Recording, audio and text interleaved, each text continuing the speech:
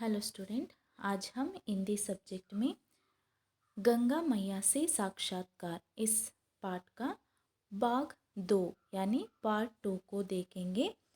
Part 1 में हमने गंगा मैया से यानी डॉक्टर बरसानीलाल चतुर्वेदी जी ने गंगा मैया जी के साथ एक इंटरव्यू लेने का एक दृश्य को हमने पहले क्लास में देख लिया है।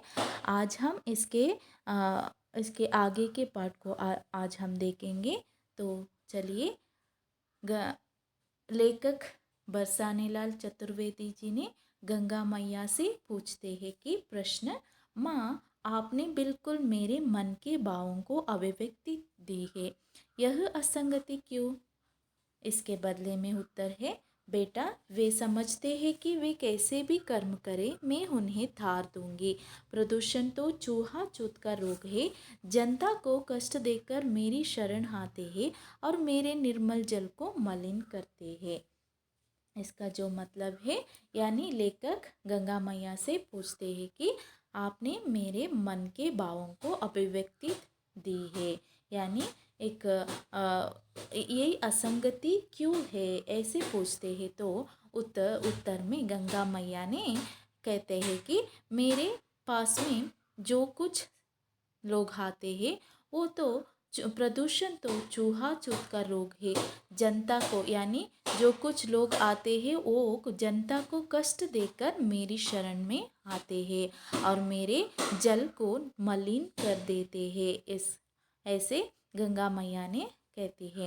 ಅಂದರೆ ಇಲ್ಲಿ ಲೇಖಕರಾದಂತಹ ಬಸವನಲಾಲ್ ಚತುರ್ವೇದಿಜಿಯರವರು ಗಂಗಾ ಮಯ್ಯ ಅಥವಾ ಗಂಗಾ ತಾಯಿಯರ ಬಳಿ ತಮ್ಮ ಒಂದು ಕ್ವೆಶ್ಚನ್ ಅಥವಾ ಪ್ರಶ್ನೆಯನ್ನು ಕೇಳ್ತಾರೆ। ಏನು ಅಂತಂದರೆ, ಮಾ ಆಪ್ನೆ ಬಿಲ್ಕುಲ್ ಮೇರೆ ಮನ್ ಕೆ ಭಾವೋं को ಅಭಿವ್ಯಕ್ತಿ ಕಿ ಹೇ, ಅಂದರೆ ನೀವು ನನ್ನ ಮನಸ್ಸಿನಲ್ಲಿರೋ ಭಾವನೆಯನ್ನು ವ್ಯಕ್ತಪಡಿಸಿದ್ದೀರಾ, ಈ ಒಂದು ಅಸಂಗತಿ ಯಾಕೆ ಅಂತ ಕೇಳ್ತಾರೆ। ಅದಕ್ಕೆ ಪರವಾಗಿ ಏನು ಹೇಳ್ತಾರೆ ಅಂತಂದರೆ, ಬೇಟಾ ವೇ ಸಮಜ್ತೆ ಹೇಗೆ, ಅಂದರೆ ಇಲ್ಲಿ ಒಂದು ಮನುಷ್ಯರ ಬಗ್ಗೆ ಹೇಳ್ತಾರೆ ಅಂತಂದರೆ ಏನು ಅಂತಂದರೆ, ಮನುಷ್ಯರು ತಮ್ಮಲ್ಲೇ ತಾವು ಅಂದ್ಕೊಳ್ತಾರೆ ಏನು ಅಂತೇಳಿದ್ರೆ, ಎಂತಹ ಕೆಲಸ ಯಾವುದೇ ರೀತಿಯಾದಂತಹ ಕೆಲಸವನ್ನು ಮಾಡಿದರೂ ಕೂಡ ನಾನು ಅವರನ್ನು ಕ್ಷಮಿಸುತ್ತೇನೆ, ತಾರ್ ದೂಂಗಿ। ಇಸ್ಕಾ ಮತ್ಲಬ್ ಜೋ ಹೇ ಕ್ಷಮಾ ಕರ್ನಾ, ಅಂದರೆ ಇಲ್ಲಿ ಜನರು ಏನೇ ಕೆಟ್ಟ ಕೆಲಸವನ್ನು ಮಾಡಿದರೂ ಸಹ ಅವರ ಮನಸ್ಸಿನಲ್ಲಿ ಏನಿರುತ್ತೆ ಅಂತಂದರೆ, ನಮ್ಮ ತಾಯಿ ಅಥವಾ ದೇವರು ಅಥವಾ ಗಂಗಾ ತಾಯಿ ಏನು ಮಾಡ್ತಾರೆ ಅದನ್ನು ಕ್ಷಮಿಸ್ತಾರೆ ಅನ್ನುವಂತಹ ಒಂದು ಉದ್ದೇಶ ಜನರಲ್ಲಿರುತ್ತೆ। ಆದ್ದರಿಂದ ಪ್ರದೂಷಣ ತೋ ಚೂಹಾ ಚೂತ್ ಕಾ ರೋಗ್ ಹೇ, ಈ ಪ್ರದೂಷಣ್ ಅನ್ನುವಂಥದ್ದು ಅಥವಾ ಆ ಪ್ರದೂಷಣ್ ಅನ್ನುವಂಥದ್ದು ಒಂದು ಚೂಹಾ ಚೂತ್ ಅನ್ನುವಂಥದ್ದು ಏನು ಅಂತಂದರೆ ಅಸ್ಪೃಶ್ಯತೆಯ ಒಂದು ರೋಗವಾಗಿರುತ್ತೆ ಅಂತ ಹೇಳ್ತಾರೆ। ಜನತಾಕೋ ಕಷ್ಟ ದೇಕರ್ ಮೇರಿ ಶರಣ್ ಆತೆ ಹೇ, ಅಂದರೆ ಇಲ್ಲಿ ಮನುಷ್ಯರು ಏನು ಮಾಡ್ತಾರೆ ಅಂತಂದರೆ, ಬೇರೆ ಜನರಿಗೆ ಕಷ್ಟವನ್ನು ಕೊಟ್ಟು ನನ್ನ ಬಳಿಗೆ, ಶರಣ್ ಕಾ ಮತ್ಲಬ್ ಜೋ ಹೋತಾ ಹೇ ಪಾಸ್, ಮೇರೆ ಪಾಸ್ ಮೇರಿ ಶರಣ್ ಯಾನಿ ನನ್ನ ಹತ್ತಿರ ಬರ್ತಾರೆ, ಬಂದ ನಂತರ ನನ್ನ ಜಲವನ್ನು ಅಥವಾ ನನ್ನ ನೀರನ್ನು, ನಿರ್ಮಲ್ ಜಲ್ ಅಂದರೆ ತುಂಬ ಪ್ಯೂರ್ ಆಗಿರುವಂತಹ ವಾಟರನ್ನೇ ಏನು ಮಾಡ್ತಾರೆ ಅಂತಂದರೆ ಮಲಿನ್ ಕರ್ ದೇತೆ ಹೇ, ಅಥವಾ ಮಲಿನವನ್ನಾಗಿ ಮಾಡಿಬಿಡ್ತಾರೆ ಅಂತ ಹೇಳ್ತಾರೆ। ಅಂದರೆ ಏನೇ ಕೆಟ್ಟ ಕೆಲಸವನ್ನು ಮಾಡಿದರೂ ಕೂಡ ಇಲ್ಲಿ ಬಂದು ಕ್ಷಮೆಯ ರೂಪದಲ್ಲಿ ಇಲ್ಲಿ ಬಂದು ಏನು ಮಾಡ್ತಾರೆ, ನನ್ನ ಒಂದು ನೀರನ್ನು ಮಲಿನಗೊಳಿಸ್ತಾರೆ ಅಂತ ಹೇಳ್ತಾರೆ। ನೆಕ್ಸ್ಟ್ लेखकರು क्वेश्चन ಕೇಳ್ತಾರೆ, हाँ माँ अपने देश में धर्म को जीवन से अलग कर रखा है, आज तो निर्मलता और पवित्रता आनी चाहिए किंतु ऐसा नहीं होता। जब तक गीता आदि धार्मिक ग्रंथों के अनुसार आचरण नहीं करते तब तक अपेक्षित सुधार नहीं हो सकता। इस कार्य से कैसे किया जाए, ಅಂದರೆ ಇಲ್ಲಿ ಹೇಳ್ತಾರೆ ಏನು ಅಂತಂದರೆ, ಲೇಖಕರು ಹೇಳ್ತಾರೆ, ಎಲ್ಲಿಯ ತನಕ ಜನರು ನಮ್ಮ ಅದೊಂದು ಪವಿತ್ರ ಗ್ರಂಥವಾದಂತಹ ಗೀತಾ ಅಥವಾ ಭಗವದ್ಗೀತೆ, ಕುರಾನ್, ಬೈಬಲ್ ಮುಂತಾದ ಗ್ರಂಥಗಳಿಗೆ ಅನುಸಾರವಾಗಿ ನಡೆಯದಿದ್ದರೆ ಅಥವಾ ಅದರಲ್ಲಿರುವಂತಹ ತತ್ವಗಳನ್ನು ಪಾಲಿಸದಿದ್ದರೆ ಆ ಒಂದು ನಮ್ಮಲ್ಲಿ ಅಪೇಕ್ಷಿತವಾದಂತಹ ಅಥವಾ ನಾವು ಬಯಸಿದ ಸುಧಾರಣೆಯನ್ನು ನಾವು ಪಡೆಯಲು ಸಾಧ್ಯವಿಲ್ಲ। ಆದ್ದರಿಂದ ಇಂತಹ ಕಾರ್ಯವನ್ನು ಹೇಗೆ ಮಾಡಲು ಸಾಧ್ಯ ಅಂತ ಕೇಳ್ತಾರೆ. ಇದಕ್ಕೆ ಪ್ರತ್ಯುತ್ತರವಾಗಿ ಬೇಟಾ ದೇख रही हूँ महंगाई रिश्वतखोरी और पाशविकता बढ़ती चली जा रही है, इनका कोई अंत दिखलाई नहीं देता, धर्म का भी व्यापारीकरण हो रहा है, राजनीति के बारे में तो गिरा अनयन नयन बिनु बहानी आपस में ऐसे लड़ रहे हैं जैसे नगर पालिका के स्कूल की कक्षा 1 के बच्चे. ಇಸ್ಕಾ ಜೋ ಮತ್ಲಬ್ ಹೇ ಅಂದರೆ ಇಲ್ಲಿ ಏನು ಹೇಳ್ತಾರೆ ಅಂತ ಹೇಳಿದ್ರೆ ಇಲ್ಲಿ ಉತ್ತರವಾಗಿ ಬೇಟಾ ದೇಖ್ ರಹಿ ಹೂँ ಮಹಂಗಾಯಿ ಅಂದರೆ ನೀವು ನಾವೆಲ್ಲ ನೋಡ್ತಾ ಇದ್ದೀವಿ ಏನು ಅಂತಂದರೆ ಮಹಂಗಾಯಿ ಅಂದರೆ ಬೆಲೆ ಏರಿಕೆ, ರಿಶ್ವತ್ ಖೌರಿ ಅಂತಂದರೆ ಕರಪ್ಷನ್, ಅವ್ರ ಪಾಶವಿಕ್ತ ಅಂತಂದರೆ ಪಶುಗಳ ರೀತಿಯಲ್ಲಿ ವರ್ತಿಸುವಂಥದ್ದು ಅಥವಾ ಕ್ರೂರ ರೀತಿಯಲ್ಲಿ ವರ್ತಿಸುವಂಥದ್ದು, ಪ್ರಾಣಿಗಳ ರೀತಿಯಲ್ಲಿ ವರ್ತಿಸುವಂಥದ್ದನ್ನು ನಾವು ಪಾಶವಿಕ್ತ ಅಂತ ಹೇಳ್ತೇವೆ. ಈ ಮೂರು ಏನಾಗ್ತಿದೆ ಅಂತಂದರೆ ಇವಾಗ ನಮ್ಮ ಒಂದು ದೇಶದಲ್ಲಿ ಜಾಸ್ತಿ ಆಗ್ತಾ ಇದೆ. ಇನ್ಕಾ ಕೋಯಿ ಅಂತ್ ದಿಕ್ಲಾಯಿ ನಹಿ ದೇತಾ, ಇದರ ಒಂದು ಅಂತ್ಯವನ್ನು ನಾವು ಕಾಣ್ತಾ ಇಲ್ಲ, ಇದು ಜಾಸ್ತಿಯೇ ಆಗ್ತಾ ಇದೆ. ಧರ್ಮ ಕಾ ಭಿ ವ್ಯಾಪಾರೀಕರಣ ಹೋ ರಹಾ ಹೇ ಅಂದರೆ ಇಲ್ಲಿ ಧರ್ಮದ ಒಂದು ವ್ಯಾಪಾರೀಕರಣ ಅಂತಂದರೆ ಬಿಸ್ನೆಸ್, ಧರ್ಮವನ್ನು ಬಿಸ್ನೆಸ್ ಆಗಿ ಮಾಡ್ಕೊಂಡಿದ್ದಾರೆ ಅಂತ ಹೇಳ್ತಾರೆ. ರಾಜನೀತಿಗೆ ಬಾರೆ ಮೇ ತೋ ಗಿರ್ ಅನಯನ್ ನಯನ್ ಬಿನು ಬಾನಿ, ಜೊತೆಗೆ ಇವರು ರಾಜನೀತಿ ಅಥವಾ ಪೊಲಿಟಿಕಲ್ ಪಾರ್ಟಿಯ ಬಗ್ಗೆ ಕೂಡ ಹೇಳ್ತಾರೆ. ಏನು ಅಂತಂದರೆ ಗಿರ್ ಅನಯನ್ ನಯನ್ ಬಿನು ಬಾನಿ ಅನ್ನುವಂಥ ಒಂದು ತತ್ವದ ಮೂಲಕ ಹೇಳ್ತಾರೆ. ಅಂದರೆ ನಾವು ಎಷ್ಟೇ ಬಿದ್ದರೂ ಕೂಡ ಕಣ್ಣೀರು ಸುರಿದ್ರೂ ಕೂಡ ಕಣ್ಣಲ್ಲಿ ನೀರು ಹರಿಯುವುದಿಲ್ಲ, ಜನರು ಕೆಳಗೆ ತಳ್ಳಲ್ಪಟ್ಟರೂ ಕೂಡ ನಯನದಲ್ಲಿ ನೀರು ಹರಿಯುವುದಿಲ್ಲ ಅಥವಾ ಕಣ್ಣಿನಲ್ಲಿ ನೀರು ಸುರಿಯುವುದಿಲ್ಲ. ಅಂದರೆ ರಾಜನೀತಿಯಲ್ಲಿ ಅಥವಾ ಪೊಲಿಟಿಕಲಲ್ಲಿ ನಾವೇನಂತ ನೋಡ್ತೀವಿ ಅಂತಂದರೆ ಅವರು ಎಷ್ಟೇ ಕೆಳಗಡೆ ಇಳಿದ್ರೂ ಕೂಡ ಅವರು ಕಣ್ಣೀರು ಸುರಿಸುವುದಿಲ್ಲ.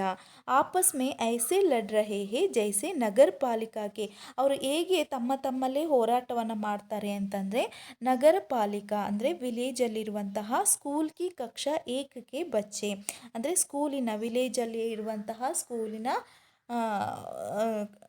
ಅಂದರೆ ಫಸ್ಟ್ ಸ್ಟ್ಯಾಂಡರ್ಡಲ್ಲಿ ಓದುತ್ತಿರುವಂತಹ ಸ್ಕೂಲ್ ಮಕ್ಕಳನ್ನ ಸ್ಟೂಡೆಂಟ್ಸ್ನ ಥರ ಇವರು ಏನು ಮಾಡ್ತಾರೆ, ಈ ಒಂದು ಪಾರ್ಟಿಯಲ್ಲಿರುವಂತಹ ಜನರು ಹೊಡೆದಾಡಿಕೊಳ್ತಾರೆ ತಮ್ಮಲ್ಲೇ ಅಂತ ಹೇಳ್ಕೊಳ್ತಾರೆ.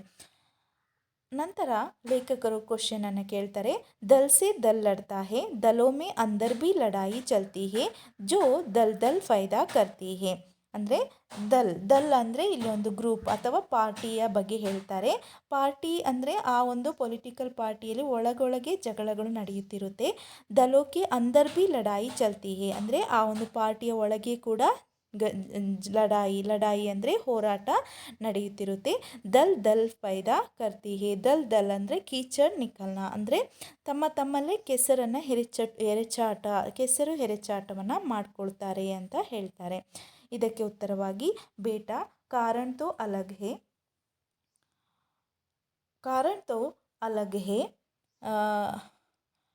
ಅಲಗ್ ಬತಾತೆ ಹೇ ಪರ್ ಅಸ್ಲಿ ಜಗಡ ಕುರ್ಸಿ ಕಾ ಹೇ. ಆದರೆ ಮಗನೇ, ಇದರ ಕಾರಣತೋ ಅಂದರೆ ಇದರ ಒಂದು ರೀಸನ್ ಬೇರೆನೇ ಇರಬಹುದು ಪಾರ್ಟಿಯ ಒಳಗೆ, ಆದರೆ ಇದರ ಅಸಲಿ ಇದರ ನಿಜವಾದ ಜಗಳ ಯಾಕೆ ಆಗುತ್ತೆ ಅಂತಂದರೆ ಕುರ್ಸಿ ಅಂದರೆ ಸೀಟ್ ಅಥವಾ ಆ ಒಂದು ಪೊಲಿಟಿಕಲ್ ಪಾರ್ಟಿಯಲ್ಲಿ ತಮ್ಮ ಒಂದು ಸೀಟಿಗೋಸ್ಕರ ಅವರು ಜಗಳವನ್ನು ಆಡ್ತಾರೆ ಹೊರತು ಬೇರೆ ಯಾವ ಒಂದು ರೀಸನ್ಗೂ ಅಲ್ಲ ಅಂತ ಹೇಳ್ತಾರೆ. ಇದಕ್ಕೆ ಪ್ರತ್ಯುತ್ತರವಾಗಿ ಕ್ವಶನನ್ನು ಕೇಳ್ತಾರೆ, ಕುರ್ಸಿಯೋं तो बाजार में खूब उपलब्ध है, ಸಸ್ತಿ और महंगी से महंगी ಅಂದರೆ ಇಲ್ಲಿ ಕುರ್ಸಿ ಅಥವಾ ಸೀಟ್ನ ಬಗ್ಗೆ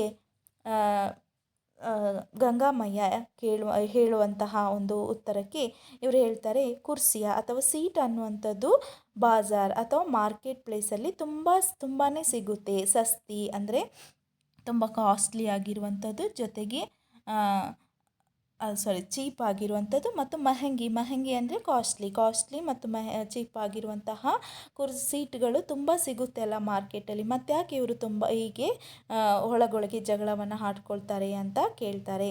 ಇದಕ್ಕೆ ಉತ್ತರವಾಗಿ ಬಚ್ಚಾಕೆ ತಾವು मुस्कुराती है, कुर्सी से मेरा मतलब शक्ति और शक्ति माने वैभव धन सम्मान कीर्ति आदि, तुझे अभी इसका स्वाद नहीं मिला पाया, एक बार जबान में चढ़ जाए तो फिर कुछ अच्छा नहीं लगता। ये चीन जाए तो व्यक्ति ऐसे भटकता है जैसे मजनू लैला के पीछे लगा लगा घूमता था.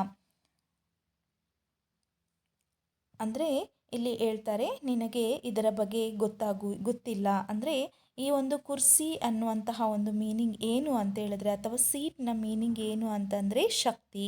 ಅವ್ರ ಶಕ್ತಿ ಮಾನೆ ವೈಭವ್ ಅಂದರೆ ಒಂದು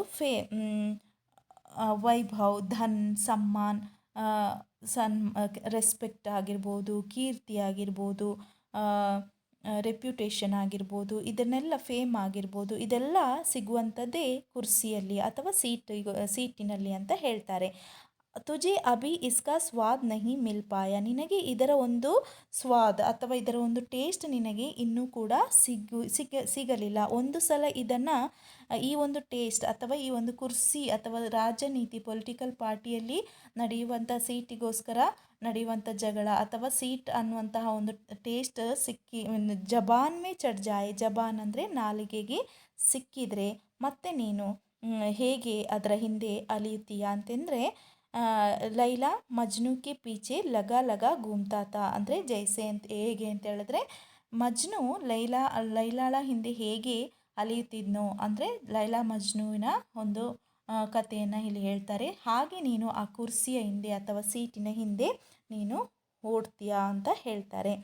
ನಂತರ ಪ್ರಶ್ನೆಯನ್ನು ಕೇಳ್ತಾರೆ, आपने मेरे ज्ञान चक्षु खोल दिया है, यह भी सुनाई पड़ रहा है हमारे वंदनीय लोगों में से कुछ डाकुओं में मधुर संबंध बनाने लगा है, पता नहीं कहाँ तक सच है. ಜೊತೆಗೆ ಇಲ್ಲಿ ನಂತರ ಕ್ವಶನನ್ನು ಕೇಳುವಂಥದ್ದು ಡಾಕುಗಳ ಬಗ್ಗೆ ಅಥವಾ ದರೋಡೆಕೋರರ ಬಗ್ಗೆ ಕೇಳುವಂತಹ ಒಂದು ಕ್ವಶನನ್ನು ಕೇಳ್ತಾರೆ. ಇದಕ್ಕೆ ಪ್ರತ್ಯುತ್ತರವಾಗಿ, जीवन मूल्यों का जब अंतिम संस्कार कर दिया जाता है तब यही परिणाम होता है. तुम मेरे प्रदूषण की बात करते हो. उस दिन दक्षिण की कावेरी बहन मिली थी. वह बता रही थी कि हाल ही में एक सर्प ने एक मनुष्य से संपर्क हो जाने के कारण ಆತ್ಮಹತ್ಯೆ ಕರ್ಲಿ. ಅಂದರೆ ಇಲ್ಲಿ ದರೋಡೆಕೋರರ ಬಗ್ಗೆ ಕೇಳುವಂತಹ ಒಂದು ಕ್ವೆಶನ್ಗೆ ಪ್ರತ್ಯುತ್ತರವಾಗಿ ಗಂಗಾಮಯ್ಯ ಹೇಳ್ತಾರೆ, ಈಗಾಗಲೇ ಏನಾಗಿದೆ ಅಂತಂದರೆ ದಕ್ಷಿಣದಲ್ಲಿ ಅಥವಾ ದಕ್ಷಿಣದಲ್ಲಿ ಹರಿಯುವಂತಹ ನದಿಯ ಹೆಸರು ಕಾವೇರಿ. ಈ ಕಾವೇರಿ ನದಿಯ ಒಂದು ಬಗ್ಗೆ ಹೇಳ್ತಾರೆ. ಅಂದರೆ ಕಾವೇರಿ ನದಿ ನನಗೆ ಸಿಕ್ಕಿದ್ಲು ಅಂದರೆ ಈಗ ರೀಸೆಂಟ್ಲಿ ನನ್ನ ಜೊತೆ ಬಂದು ಮಾತಾಡಿದ್ಲು. ಅವಳು ಏನು ಹೇಳ್ತಾಳೆ ಅಂತೇಳಿದರೆ, ಹಾಲ್ ಹಿ ಮೇ ಏಕ್ ಅಂದರೆ ರೀಸೆಂಟ್ಲಿ ಏನಾಗಿತ್ತು ಅಂತಂದರೆ, ಏಕ್ ಸರ್ಪ್ನೆ ಅಥವಾ ಒಂದು ಸ್ನೇಕ್ ಏನು ಮಾಡಿತ್ತು ಅಂತೇಳಿದ್ರೆ ಮನುಷ್ಯನ ಜೊತೆ ಸಂಪರ್ಕವನ್ನು ಹೊಂದಿತ್ತು. ನಂತರ ಏನು ಮಾಡಿತ್ತು ಅಂತಂದರೆ, ಆ ಸಂಪರ್ಕವನ್ನು ಹೊಂದಿದ ತಕ್ಷಣ ಅದು ಏನು ಮಾಡುತ್ತೆ ಅಂತಂದರೆ ಆತ್ಮಹತ್ಯೆಯನ್ನು ಮಾಡಿಕೊಳ್ತು ಅಂತ ಹೇಳ್ತದೆ. ಅಂದರೆ ಮನುಷ್ಯ ಎಷ್ಟು ಕ್ರೂರಿಯಾಗಿದ್ದಾನೆ ಅಂತೇಳಿದ್ರೆ ಪ್ರಾಣಿಗಳಿಗೂ ಕೂಡ ಮನುಷ್ಯನ ಜೊತೆ ಜೀವಿಸುವುದಕ್ಕೆ ಇಷ್ಟವಿಲ್ಲ, ಅಷ್ಟೊಂದು ಕ್ರೂರಿಯಾಗಿದ್ದಾನೆ. ಆದ್ದರಿಂದ ಆ ಒಂದು ಸರ್ಪ ತನ್ನಿಂದ ತಾನೇ ಆತ್ಮಹತ್ಯೆಯನ್ನೇ ಮಾಡಿಕೊಳ್ತು ಅಂತ ಹೇಳ್ತಾರೆ.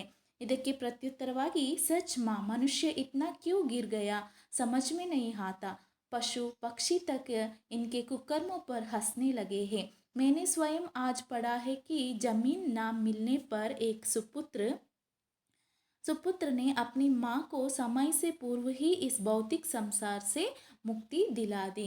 ಇದಕ್ಕೆ ಉತ್ತರವಾಗಿ ಲೇಖಕರು ಹೇಳ್ತಾರೆ, ಹೌದು ನಿಜ, ಮನುಷ್ಯ ಇತ್ನಾ ಕ್ಯೂ ಗಿರ್ ಗಯಾ ಹೇ ಅಂದರೆ ಇಷ್ಟು ನೀಚನಾಗಲು ಕಾರಣವೇನು ಅಂತ ಕೇಳ್ತಾರೆ. ಸಮಜ್ ಮೇ ನಹೀ ಆತಾ, ಪಶು ಪಕ್ಷಿ ತಕ್ ಇನ್ಕೆ ಕುಕರ್ಮ ಪರ್ ಹಸ್ನೆ ಲಗೆ ಹೇ. ಪಶುಗಳು ಜೊತೆಗೆ ಪಕ್ಷಿಗಳು ಮನುಷ್ಯನ ಒಂದು ಕುಕರ್ಮ ಅಥವಾ ದುಷ್ಕರ್ಮದ ಬಗ್ಗೆ ಅಥವಾ ದುಷ್ಕೃತ್ಯದ ಬಗ್ಗೆ ನಗುವುದಕ್ಕೆ ಸ್ಟಾರ್ಟ್ ಮಾಡಿದ್ದಾರೆ. ಅವರಿಗೂ ಕೂಡ ಮನುಷ್ಯನ ಒಂದು ಕುಕರ್ಮವನ್ನು ನೋಡಲಿಕ್ಕೆ ಆಗ್ತಾ ಇಲ್ಲ ಅಂತ ಹೇಳ್ತಾರೆ. ಹಾಗೆ ಮೈನೆ ಸ್ವಯಂ ಆಜ್ ಪಡಾ ಹೇ ಕಿ ಅಂದರೆ ಇಲ್ಲಿ ಲೇಖಕರು ಹೇಳ್ತಾರೆ, ನಾನು ಸ್ವಯಂ ಇವತ್ತಿನ ಒಂದು ಪತ್ರಿಕೆಯಲ್ಲಿ ಓದಿದ್ದೆ ಅಥವಾ ನ್ಯೂಸ್ ಪೇಪರಲ್ಲಿ ಓದಿದ್ದೆ. ಏನು ಅಂತಂದರೆ, ಜಮೀನ್ ನಾ ಮಿಲ್ನೆ ಪರ್ ಅಥವಾ ಜಮೀನ್ ಅಥವಾ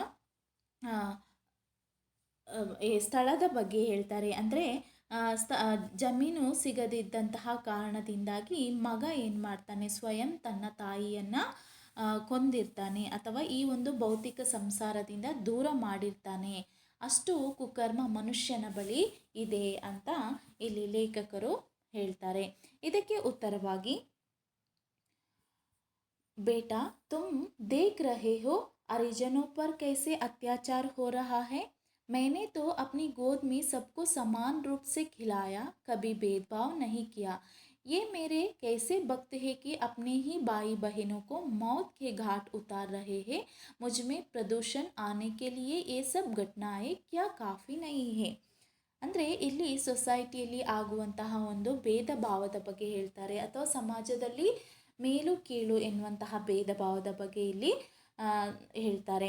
ಅಂದರೆ ಬೇಟಾ ತುಮ್ ದೇಖ್ ರಹೇ ಹೋ, ನೀನು ನೋಡ್ತಾ ಇದೆಯಾ. ಇಲ್ಲಿ ಹರಿಜನು ಅಂತಂದರೆ ಅಚ್ಯುತ್ ಲೋಗ್ ಅಥವಾ ಲೋವರ್ ಕ್ಯಾಸ್ಟ್ ಲೋಗ್ ಜನರು ಇರ್ತಾರಲ್ವ, ಆ ಒಂದು ಜನರ ಮೇಲೆ ಎಂತಹ ಒಂದು ಅತ್ಯಾಚಾರ ಆಗ್ತಾ ಇದೆ ಅನ್ನೋದನ್ನು ಮೇನೆತು ಅಂದರೆ ಇಲ್ಲಿ ನಾನು ಎಲ್ಲರನ್ನೂ ಸಮಾನ ರೂಪದಲ್ಲಿ ನಾನು ಎಲ್ಲರಿಗೂ ಖಿಲಾಯ ಅಂದರೆ ಎಲ್ಲರನ್ನ ನಾನು ನೋಡಿದ್ದೇನೆ. ಕಭಿ ಭೇದ ಭಾವ್ ನಹಿ ಕಿಯಾ, ನಾನು ಯಾರಿಗೂ ಕೂಡ ಭೇದ ಭಾವವನ್ನು ಮಾಡಿಲ್ಲ, ಎಲ್ಲರಿಗೂ ಸಮಾನವಾಗಿ ಹಂಚಿದ್ದೇನೆ. ಆದರೆ ಈ ಭಕ್ತರು ಏನು ಮಾಡಿದ್ದಾರೆ ಅಂತಂದರೆ ತನ್ನದೇ ಆದ ಒಂದು ಬಾಹಿ ಬಹನ್ ಅಂತಂದರೆ ತನ್ನ ಸ್ವಂತ ಅಣ್ಣ ತಂಗಿಯರನ್ನು ಏನು ಮಾಡಿದ್ದಾರೆ ಅಂತಂದರೆ ಮೌತ್ಗೆ ಘಾಟ್ ಉತಾರ ಹೇಗೆ ಅಂದರೆ ಅವರು ತಮ್ಮಲ್ಲೇ ಕೊಲೆಯನ್ನು ಮಾಡಿ ಅಥವಾ ತಮ್ಮಲ್ಲೇ ನಾಶವನ್ನು ಹೊಂದ್ತಾ ಇದ್ದಾರೆ ಅಂತ ಹೇಳ್ತಾರೆ. ಜೊತೆಗೆ ಮುಜಮೆ ಪ್ರದೂಷಣ ಆನೆ ಕೇಳಿಯೇ, ನನ್ನ ಬಳಿ ಪ್ರದೂಷಣ ಅಥವಾ ಮಲಿನಗೊಳ್ಳಲು ನಾನು ಇಷ್ಟು ಮಾತ್ರ ಸಾಕು, ಇಂತಹ ಘಟನೆಗಳೇ ಸಾಕು, ಇದೇ ಜಾಸ್ತಿ ಅಂತ ಹೇಳ್ತಾರೆ. ನಂತರ ಪ್ರಶ್ನೆಯಾಗಿ, क्षमा करो माँ, आपने जितना समय दिया उससे अधिक मैंने ले लिया। अंतिम प्रश्न का उत्तर और दे दे, भविष्य में क्या संभावना है। ಇಲ್ಲಿ ಲೇಖಕರು ತಮ್ಮ ಇಂಟರ್ವ್ಯೂವನ್ನು ಅಥವಾ ಮುಗಿಸುವಂತಹ ಒಂದು ಸ್ಟೇಜಿಗೆ ಬಂದಿದ್ದಾರೆ. ಆದ್ದರಿಂದ ಅವ್ರು ಹೇಳ್ತಾರೆ ಏನು ಅಂತಂದರೆ, ಕ್ಷಮಾಕರಿ ಅಂತಂದರೆ ನನ್ನನ್ನು ಕ್ಷಮಿಸಿ, ಯಾಕೆ ಅಂತಂದರೆ ನಾನು ತೆಗೆದುಕೊಂಡ ಸಮಯಕ್ಕಿಂತ ಹೆಚ್ಚು ನಾನು ನಿಮ್ಮಲ್ಲಿ ಸಮಯವನ್ನು ತೆಗೆದುಕೊಂಡಿದ್ದೇನೆ. ಆದ್ದರಿಂದ ಕೊನೆಯ ಬಾರಿಗೆ ಒಂದು ಕ್ವಶನನ್ನು ಕೇಳ್ತೀನಿ, ಏನು ಅಂತ ಹೇಳಿದ್ರೆ ಭವಿಷ್ಯ ಮೇ ಕ್ಯಾ ಸಂಭಾವನಾಯ ಹೇ, ಅಂದರೆ ಭವಿಷ್ಯದಲ್ಲಿ ಏನು ಪಾಸಿಬಿಲಿಟೀಸ್ ಅಥವಾ ಏನು ಸಂಭಾವನೆಗಳು ನಡೆಯಬಹುದು ಅಂತ ಕೇಳ್ತಾರೆ. ಇದಕ್ಕೆ ಕೊನೆಯ ಉತ್ತರವಾಗಿ ಗಂಗಾಮಯ್ಯ ಅಥವಾ ಗಂಗಾ ತಾಯಿ ಹೇಳ್ತಾರೆ, बेटा प्रकृति सर्वशक्तिमान है, ऐसा पहले भी हुआ है। पतन की जब पराकाष्ठा हो जाती है तभी पुनः उत्थान का किरण फूटती है. ಅಂದರೆ ಇಲ್ಲಿ ಗಂಗಾಮಯ್ಯ ಹೇಳ್ತಾರೆ, ಪ್ರಕೃತಿ ಅನ್ನೋದು ಸರ್ವಶಕ್ತಿಮಾನ್ ಅಂದರೆ ತುಂಬ ಸರ್ವಶಕ್ತಿಯುಳ್ಳಂಥದ್ದು. ಈ ಒಂದು ನೇಚರ್ ಅನ್ನುವಂಥದ್ದು ತುಂಬ ಶಕ್ತಿಯುತ ಪರಿಸರವಾಗಿರುತ್ತೆ. ಇದು ಹೈಸೆ ಪಹಲೆ ಬಿ ಹುವಾತ, ಈ ರೀತಿಯಾದಂತಹ ಒಂದು ಘಟನೆಗಳು ಮೊದಲು ಕೂಡ ನಡೆದಿದ್ವು. ಪತನ್ ಕಿ ಜಬ್ ಪರಾಕಾಷ್ಠ ಹೋ ಜಾತಿ ಹೇ, ಅಂದರೆ ಯಾವಾಗ ಪತನ ಅಂತಂದರೆ ಎಂಡ್ ಅಥವಾ ಈ ಪತನ ಅನ್ನೋದು ಅಥವಾ ಈ ಒಂದು ನಾಶ ಅನ್ನೋದು ಯಾವಾಗ ಅಂತಿಮ ಘಟ್ಟ ಅಥವಾ ಕೊನೆಯ ಘಟ್ಟವನ್ನು ತಲುಪುತ್ತೋ ಆಗ ಏನಾಗುತ್ತೆ ಅಂತಂದರೆ ಪುನಃ ಉತ್ಥಾನ್ ಕಿ ಕಿರಣ್ ಫೂಟ್ತಿ ಹೇ, ಅಂದರೆ ಅಲ್ಲಿ ಪ್ರೋಗ್ರೆಸ್ ಅಥವಾ ಪ್ರಗತಿಯ ಒಂದು ಮೊಳಕೆ ಅಲ್ಲಿ ಒಡೆಯುತ್ತೆ ಅಂತ, ಅಥವಾ ಅಲ್ಲಿ ಮೊಳಕೆ ಒಡೆಯುತ್ತೆ, ಇನ್ನೊಂದು ಉತ್ಥಾನ್ ಅಥವಾ ಅಲ್ಲಿ ಇನ್ನೊಂದು ರೀತಿಯಾದಂತಹ ಪ್ರೋಗ್ರೆಸ್ಸನ್ನು ನಾವು ಕಾಣಬಹುದಾಗಿದೆ. ಆದ್ದರಿಂದ ಈ ಒಂದು ಪರಿಸರ ನಾಶ ಆಗುವುದಿಲ್ಲ. ಅಲ್ಲಿ ನಾಶ ಆಗುವಂತಹ ಒಂದು ಗಳಿಗೆಯಲ್ಲಿ ಕೊನೆಯ ಹಂತದಲ್ಲಿ ಮತ್ತೆ ಉತ್ಥಾನ್ ಅಥವಾ ಪ್ರಗತಿ ಕಂಡುಬರುತ್ತೆ ಅಂತ ಹೇಳ್ತಾರೆ. ನಂತರ ಬಹುತ್ ಬಹುತ್ ಧನ್ಯವಾದ, ಕೊನೆಯ ಹಂತದಲ್ಲಿ ಲೇಖಕರು ತನ್ನ ತಾಯಿಯಾದಂತಹ ಗಂಗಾಮಯ್ಯರ ಜೊತೆ ಇಂಟರ್ವ್ಯೂವನ್ನು ಮುಗಿಸಿ ಅವರು ಏನು ಹೇಳ್ತಾರೆ, ಬಹುತ್ ಬಹುತ್ ಧನ್ಯವಾದ, ಅಂದರೆ ನಿಮಗೆ ಧನ್ಯವಾದಗಳು, ನನ್ನ ಇಷ್ಟೊಂದು ಕ್ವೆಶನ್ಗೆ ಅಥವಾ ನನ್ನ ಮನಸ್ಸಿನಲ್ಲಿರುವ ಇಷ್ಟೊಂದು ಪ್ರಶ್ನೆಗಳಿಗೆ ಉತ್ತರವನ್ನು ನೀಡಿದ್ರಿಂದ ನಿಮಗೆ ಧನ್ಯವಾದಗಳು ಅಂತ ಹೇಳ್ತಾರೆ. ಅಂದರೆ ಇದೊಂದು ಕಾಲ್ಪನಿಕವಾದಂತಹ ಒಂದು ಕಥೆಯಾಗಿರುವುದರಿಂದ ಲೇಖಕರು ಇಲ್ಲಿ ಕಲ್ಪನೆಯನ್ನು ಮಾಡಿಕೊಂಡು, ಅಂದರೆ ಸಮಾಜದಲ್ಲಿರುವಂತಹ ಕಷ್ಟಗಳ ಬಗ್ಗೆ ಇಲ್ಲಿ ವಿದ್ಯಾರ್ಥಿಗಳಿಗೆ ಅವಗತವನ್ನು ಮಾಡಿಕೊಡುವುದಕ್ಕೋಸ್ಕರ ಇದನ್ನು ಈ ಒಂದು ಸ್ಟೋರಿಯನ್ನು ಕೊಟ್ಟಿದ್ದಾರೆ. ಅಂದರೆ ಇಲ್ಲಿ ಗಂಗಾಮಯ್ಯ ಅಥವಾ ಗಂಗಾ ರಿವರ್ ಪ್ರದೂಷಣೆ ಅಥವಾ ಮಲಿನಗೊಳ್ಳುತ್ತಿರುವುದರ ಜೊತೆಗೆ ಸಮಾಜದಲ್ಲಿರುವಂತಹ ಸಮಾಜದಲ್ಲಿರುವಂಥ ಸಮಸ್ಯೆಗಳ ಬಗ್ಗೆ ಕೂಡ ಇಲ್ಲಿ ಹೇಳ್ತಾರೆ. तो हमने कल की क्लास में प्रश्न संख्या 6 तक हमने देख लिया है. आज हम 7 क्वेश्चन किसका व्यापारीकरण हो रहा है, इसका उत्तर जो है धर्म का व्यापारीकरण हो रहा है. प्रश्न संख्या 8, असली झगड़ा किसके बारे में है, असली झगड़ा कुर्सी के बारे में है. प्रश्न संख्या 9, मनुष्य के कुकर्मों पर कौन हंसने लगे हैं, मनुष्य के कुकर्मों पर पशु पक्षी हंसने लगे हैं. गंगा मैया ने किसे सर्वशक्तिमान कहा है, गंगा मैया ने प्रकृति को सर्वशक्तिमान कहा है. पुनः उत्थान की किरणों कब फूटती है, जब पतन की पराकाष्ठा हो जाती है तब पुनः उत्थान की किरण फूटती है. नेक्स्ट व्याकरण भाग में वाक्य शुद्ध कीजिए. मैंने जाकर माँ की चरण छुए, इसका उत्तर जो है मैंने जाकर माँ के चरण छुए, माँ की नहीं माँ के चरण छुए. वह एक दिन मेरा पास आया था, वह एक दिन मेरे पास आया था, मेरा पास नहीं है इधर, मेरे पास आया था. उसे किसी की डर नहीं है, उसे किसी का डर नहीं है, किसी की नहीं किसी का डर नहीं है. पाशविकता बढ़ती चला जा रहा है, पाशविकता बढ़ती चली जा रही है. मैंने कभी भेदभाव नहीं की, मैंने कभी भेदभाव नहीं किया. कोष्टक में दिए गए उचित शब्दों से रिक्त स्थान भरिए. उदासी, अंत, सेवा, कुर्सियाँ, कावेरी. डैश करने से चरित्र बनता है, सेवा करने से. चेहरे पर उदासी थी, उस दिन दक्षिण की कावेरी बहन मिली थी. कुर्सियाँ तो बाजार में खूब उपलब्ध है, इनका कोई अंत दिखलाई नहीं देता. निम्नलिखित वाक्यों को सूचना अनुसार बदलिए. सेवा करने से चरित्र बनता था, ये वर्तमान काल में बदलना चाहिए, ये भूतकाल में है, इसको वर्तमान काल में बदलना चाहिए. सेवा करने से चरित्र बनता है वर्तमान काल.